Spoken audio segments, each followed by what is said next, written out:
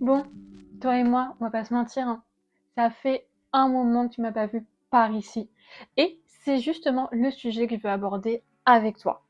Quel est le plan d'attaque pour la communication, pour ma communication sur les réseaux sociaux en 2024?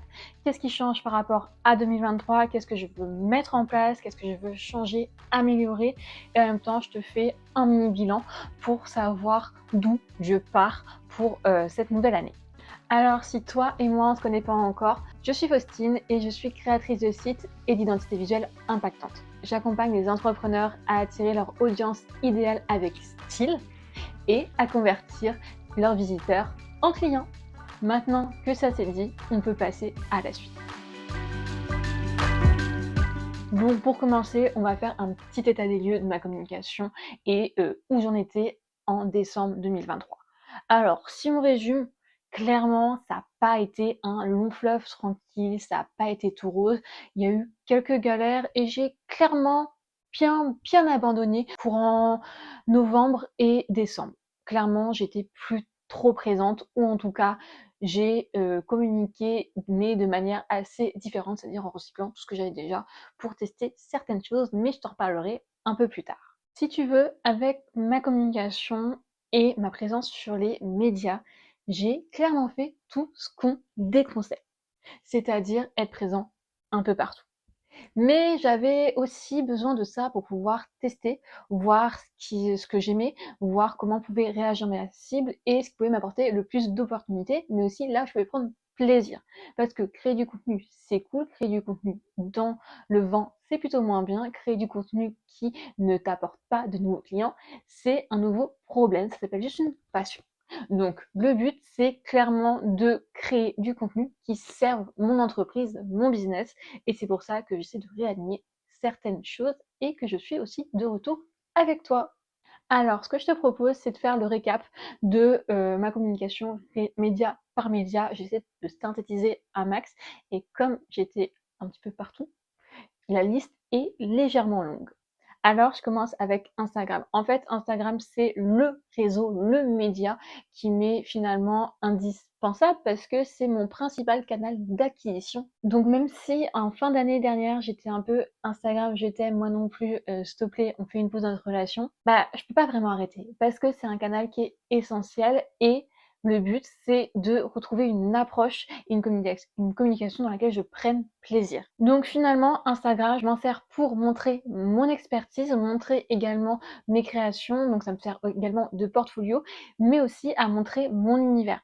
Et c'est ça qui est important chez moi, c'est que finalement, les personnes qui me contactent, quand elles voient mon profil sur Insta et qu'après elles découvrent mon site ou mes autres contenus, ce qu'elles apprécient, c'est de voir mon univers qui est quand même assez différent. On n'est pas sur un univers assez classique avec des couleurs neutres.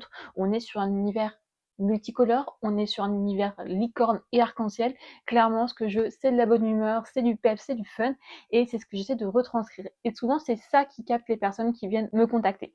Donc, c'est aussi intéressant à ce niveau-là. Ce que je veux finalement avec Instagram, c'est pas forcément avoir un max d'engagement et ainsi de suite, c'est que ça serve mon acquisition de clients au fur et à mesure et que ça soit bénéfique et qu'on reconnaisse ce que je fais, en tout cas mon expertise. Donc c'est un réseau à ne pas négliger pour moi et pourtant à la fin de l'année j'étais essoufflée de communiquer dessus.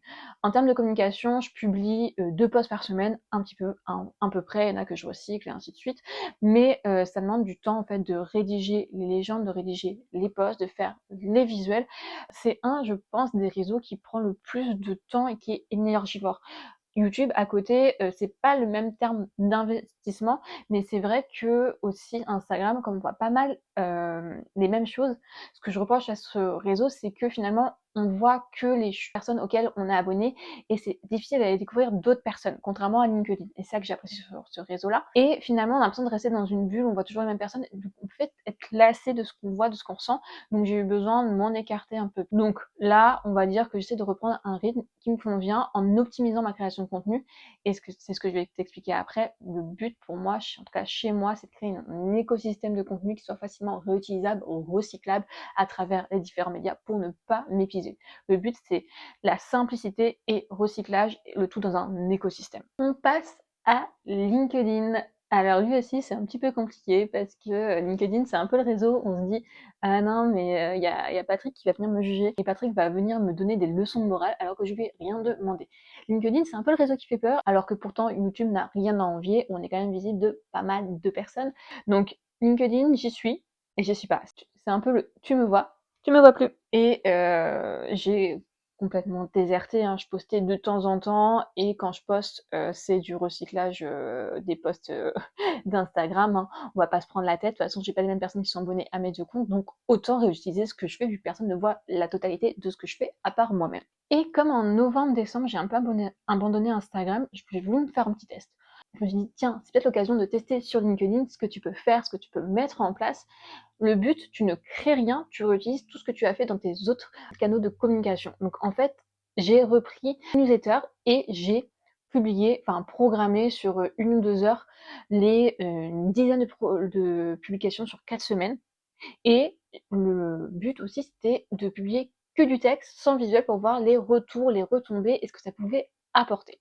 Donc ça, c'était un peu en termes de est-ce que finalement LinkedIn, ça vaut le coup de s'investir et de communiquer dessus? La réponse, c'est que je trouve que oui, parce que tu es visible des personnes qui sont pas forcément abonnées à toi. Et ça, c'est intéressant. Tu as plusieurs personnes qui peuvent te découvrir tel que, et ça, c'est un point positif par rapport à Instagram. Après, on va être honnête, j'ai un peu la technique de la flemme. Donc là, ce que je fais pour cette année-là, c'est que je publie exactement les mêmes posts sur Instagram et LinkedIn, comme il y a vraiment peu de chances que beaucoup de personnes me suivent à la fois sur LinkedIn et Instagram.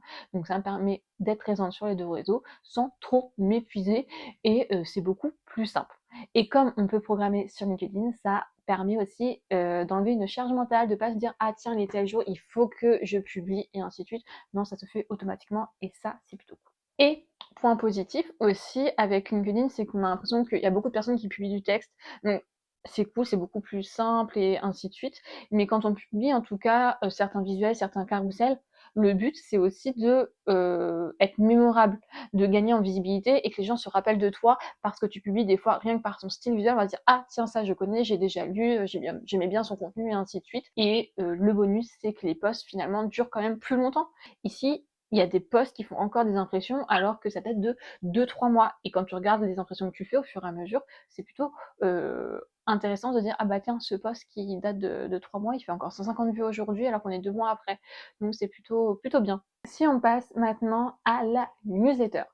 Un format qu'on dit qu'il faut souvent avoir parce que la newsletter, ça permet d'avoir ta propre audience. Si un jour ton compte Insta, ton compte LinkedIn ou je ne sais quoi est bloqué, ben en fait tu as ta liste email, tu peux encore communiquer et ça dépend que de toi. Donc oui, c'est plutôt pas mal. Perso, c'est un format que j'aime bien, c'est un format plus intimiste et point positif, on n'a pas de limite de mots comme sur LinkedIn, comme sur Instagram et tout ce qui s'ensuit pour créer, pour communiquer.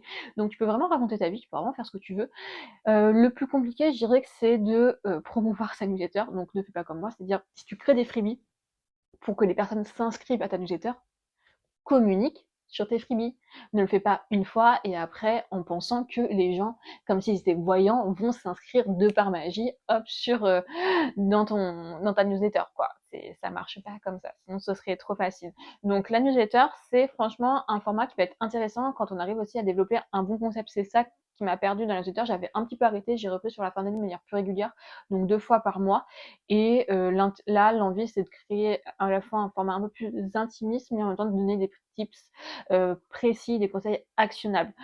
Donc c'est un peu l'enjeu. Finalement, c'est un format que je mets pas trop de temps à créer parce que ça vient assez naturellement. Le fait de rédiger, c'est finalement un format qui est limite plus simple à faire que des fois que sur les posts Instagram ou Instagram. Là, c'est direct et c'est assez fluide. Donc ça peut être assez bien pour interagir avec sa communauté derrière. J'avais dit que la liste elle était longue, mais je te promets que j'essaie de faire court. Ensuite, on a tout ce qui est podcast. Alors, j'ai longtemps eu une grande hésitation entre YouTube ou le podcast. En fait, ils ont chacun leurs avantages et leurs inconvénients. Dans le podcast, ce que j'aimais bien, c'était le côté facile. C'est-à-dire que tu peux être chez toi, pas prêté, pas coiffé, ou ainsi de suite, dans ton lit, tu peux enregistrer. On va dire que pour YouTube, c'est un peu plus compliqué. Faut un minimum, en tout cas se préparer, même si c'est simple. Et ça, des fois, c'est un peu chiant de tout préparer, de monter la caméra, de monter le trépied, la lumière, et ainsi de suite. Tu perds un peu de temps. Le podcast, c'est un peu plus direct. En fait, le podcast, je te l'ai mis dans les canaux de communication, mais je m'en suis pas servi comme canal de communication principal. Dans le même principe que je recycle le contenu Instagram sur LinkedIn, j'ai recyclé le contenu YouTube sur du podcast en version audio. Toujours dans le même principe de ne pas s'embêter et d'avoir un écosystème de diffusion beaucoup plus simple, plus large. Donc ici, sur le podcast, il n'y a pas vraiment eu de promotion et à un moment donné, je faisais des interviews avec d'autres entrepreneurs, d'autres freelances et ainsi de suite. Et j'avais fait le test à un moment donné sur les interviews d'en mettre une de la promouvoir en version podcast et l'autre la promouvoir en version YouTube. Et finalement, il n'y avait pas beaucoup de différence. Donc, je me suis dit, autant promouvoir le même format à chaque fois, qui est le format YouTube, et intégrer dans le blog avec un article, où c'est beaucoup plus simple. Et vraiment, ne pas faire de promo sur le podcast, juste que c'est là, que c'est un format de rediffusion, au final, un canal de rediffusion. Il n'y a pas de choses inédites, mais ça permet, en tout cas, aux personnes qui préfèrent les versions audio, le faire. Et la question qui s'était posée par rapport à podcast ou YouTube, c'était aussi ok, en fait, si je vais montrer des trucs, comment je le fais en version podcast. Alors oui, on peut être graphiste et faire que des podcasts, ça marche très très bien. Et j'étais un peu perplexe à ce niveau-là, donc je me dis bon, on va garder le principe de podcast en mode secondaire recyclage et on va se reconcentrer sur YouTube. Et donc l'avantage de YouTube, c'est aussi par rapport au podcast, c'est le côté référencement, les côtés mots-clés qui peuvent être trouvés en tout cas, et on peut ressortir aussi plus facilement sur certaines vidéos assez précises, et ça c'est plutôt pas mal. Le côté découvrabilité par de nombreuses personnes qui ne te connaissent pas habituellement, ou voilà, qui n'auraient jamais entendu parler de toi, ça peut être intéressant. Après, c'est long et fastidieux en termes de production. Arme-toi d'un minimum de patience si tu veux te lancer en tout cas sur le côté YouTube, mais je trouve que c'est un format intéressant, assez cool et finalement qui est aussi un peu personnel par différents aspects, différents moyens. Donc je dirais que c'est un format en tout cas à privilégier. Autre point, c'est que ça t'apporte également une visibilité long terme. On l'a dit, Instagram c'est assez court.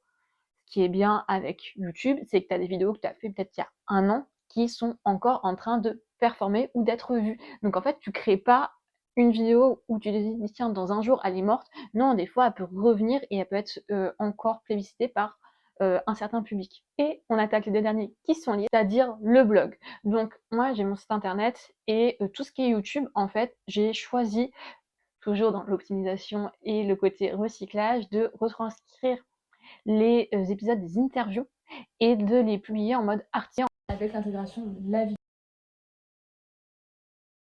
sur mon site à moi et de faire des liens comme ça. Donc ça, c'est intéressant. Au départ, j'avais commencé à rédiger mes articles. Ça me gêne pas d'écrire, mais je comprends le SEO, comment ça marche. On va pas se mentir, ça prend du temps. Et ça, au milieu de tout, bah, il y avait plus trop de temps.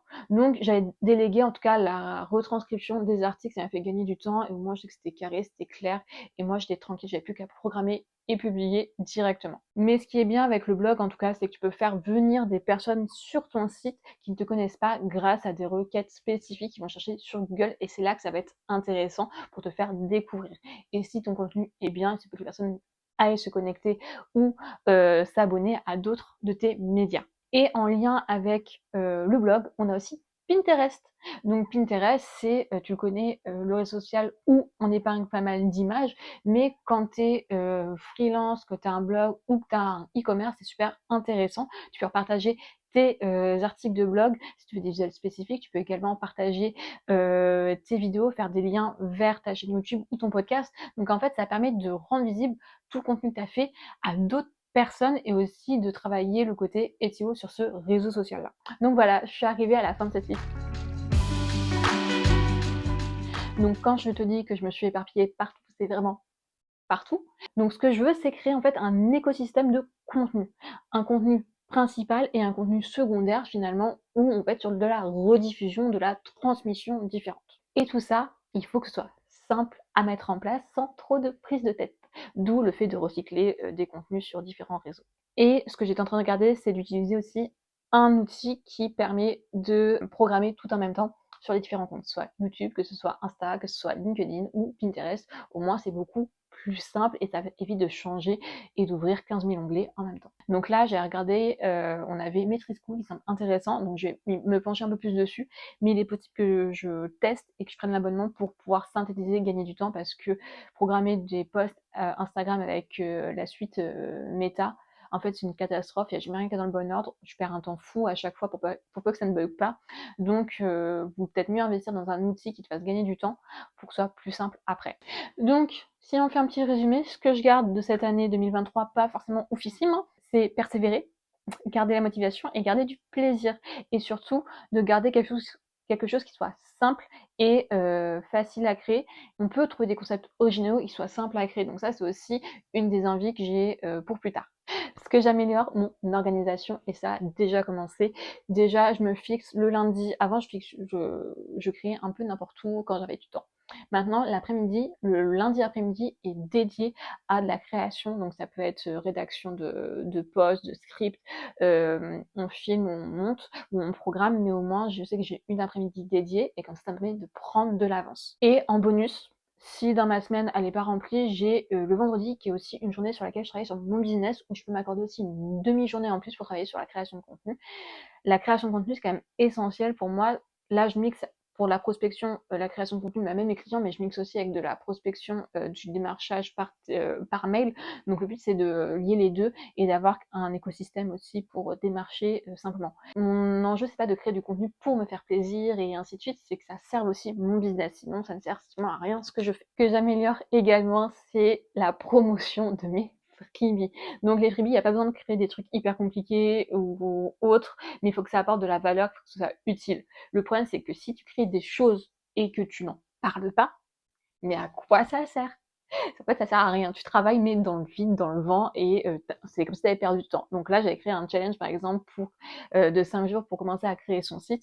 J'en ai parlé une ou deux fois. Il y a des personnes qui se sont inscrites, mais après, j'en ai plus reparlé. Et comme j'ai abandonné les réseaux, j'en ai encore moins en reparler. Donc ça, c'est dommage parce que ça m'a pris du temps à créer et j'en ai pas fait assez la promotion. Donc là, il faut vraiment se mettre en action pour pouvoir parler de ses freebies et après avoir des personnes qui intègrent la liste email. Je vais essayer d'interagir un petit peu plus avec les contenus des autres. Alors, dans la vie comme dans le business, je suis pas la personne qui va le plus communiquer sur les réseaux sociaux, t'envoyer des messages ou autre. En fait, je regarde un peu de loin. On va dire que je suis partie de l'audience silencieuse. Je vois ce qui se passe et tout, et je regarde et tout, mais commenter, ainsi de suite, j'ai un peu plus de mal. Donc on va dire que l'objectif, c'est vraiment, quand je trouve des trucs bien, d'aller le dire et d'aller le dire aux personnes, parce que ça fait jamais de mal, ça fait toujours plaisir de recevoir un petit compliment, mais vraiment quand je trouve utile ou que j'ai quelque chose à dire d'intéressant ou d'utile sur ce sujet-là. Si c'est pour rien dire, bon bah je continue ma route tout simplement. Autre envie, faire des contenus qui me ressemblent avec plus d'énergie. On sent aussi que c'est moins prise de tête, c'est-à-dire avec du fun, du plaisir et du kiff tout simplement. Et bah voilà quoi, c'est déjà pas mal. Et ce qu'on arrête, c'est de regarder ce que font les autres et de se comparer à chaque fois. Il n'y a rien de plus déprimant. En fait, plus tu te compares, plus tu regardes les autres, plus tu doutes et tu dis: «Oh mais ce que je fais, c'est de la merde». Déjà, on a commencé, c'est déjà un bon départ. Donc franchement, peut-être un tri dans les abonnements et ainsi de suite, et vraiment moins regarder les autres. Donc si on peut conclure un peu la vidéo, mon écosystème de contenu, il ressemble à peu près à ça. Et en contenu principal, en réseaux principaux, on a Insta, je peux pas m'en passer, on a YouTube et la newsletter. Et en réseau de rediffusion, si je peux appeler ça comme ça, on va avoir tout ce qui peut être blog, mais ça je les laisse vraiment de côté, je pense, cette année. Je ferai appel à quelqu'un pour me faire des petits trucs assez sympas et me rédiger des petits articles de blog très très cool aux petits oignons. Donc là j'ai justement laissé un peu de côté. Mais on aura les rediffusions sur LinkedIn, des posts Insta et la rediffusion finalement des contenus YouTube sur la version podcast. Et après, à voir sur les versions, sur les vidéos, ce que je filme, si je peux les réutiliser rapidement dans ma communication sur Instagram ou en faire quelques reels, tout simplement pour ne pas perdre ce qui a été fait. Mon petit conseil en tout cas, si tu commences, c'est de ne pas t'éparpiller partout. Concentre-toi surtout sur où est ta cible, qu'est-ce qui peut t'apporter des opportunités de travail, de nouveaux contrats. Tu peux commencer par définir un réseau principal et un réseau secondaire et c'est important de créer du contenu, OK, mais il y a pas que ça. Tu veux faire de la prospection, tu peux en faire également pour trouver des clients et d'être sur un réseau sur lequel tu es à l'aise, surtout si tu dois tout créer tout seul. Si tu peux déléguer et que tu as le budget pour, moins de soucis, tu files le bébé à quelqu'un d'autre et tu es tranquille, mais si c'est toi qui dois tout faire, franchement, ça va être assez long. Donc essaie de voir là où si tu es à l'aise. Et dernier point, te décourage pas si les résultats ne sont pas là dès le départ. Je parlais de la comparaison tout à l'heure, mais on n'a pas tous commencé au même moment, on n'a pas tous les mêmes communautés, on n'a pas tous, on n'a rien de pareil. On n'a rien de pareil d'une manière ou d'une autre. Donc, si les résultats ne sont pas là, c'est pas très grave. Des fois, il vaut mieux ne pas avoir beaucoup d'engagement sur ses posts, ou ainsi de suite, mais avoir des personnes qui ont vu, avoir peut-être plus d'impressions, mais finalement avoir plus de personnes qui te contactent pour prendre des rendez-vous avec toi, pour travailler avec toi. Donc voilà, j'espère que cette vidéo t'aura plu. N'hésite pas à liker ou à t'abonner. On se retrouve très bientôt.